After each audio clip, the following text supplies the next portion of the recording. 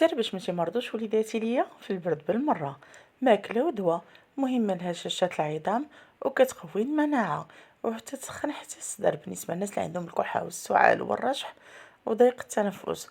والأكثر من هذا غنية بالكالسيوم، الشيء اللي كيخليها مهمة ومفيدة للجسم شتاء وخريف. يلا نبداو على بركة الله، ونتمنى أنكم تتابعوا معايا الحلقة حتى النهاية. هنا كيف كتشوفوا معايا عندي الدجيجة أو ما يسمى بالبلبولة اللي تتكون بلدية، الحبة الغليظة كناخدوها.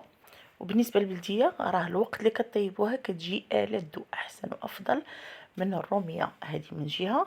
ومن جهة أخرى كتصبر مدة طويلة، بحيث أنني أنا واخدها شخصيا من الوقت ديال رمضان ومازال بقى عندي مزيانة، وفي هذا الوقت ديال الخريف كنستعملها.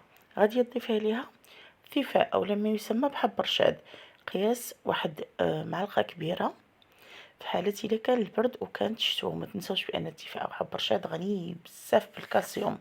أما في حالة إذا كان الحال سخون فمعلقة صغيرة كافية لينا، والله يجعل البركة. غادي نضيف نصف ملعقة صغيرة من السانوج أو لا ما يسمى بالحبة السوداء. وما نساوش شوية ديال الحلبة اللي غنية بالحديد واللي كتحيد فقر الدم والأنيميا، واللي أكيد هي مقوية للمناعة. شويه ديال الزنجبيل اولا راس معلقه، وما نكثروش حيت مازال باقي الحال سخون. وكنضيف معاه القليل من الكمون. كنوضع فيها الماء، كنوضع ليها الماء، كنخليها تبات ليله كامله ترطب. لغد نطيبها، نضيف الحليب وزيت الزيتون. وما تنساوش مليحه في الصحه والراحه.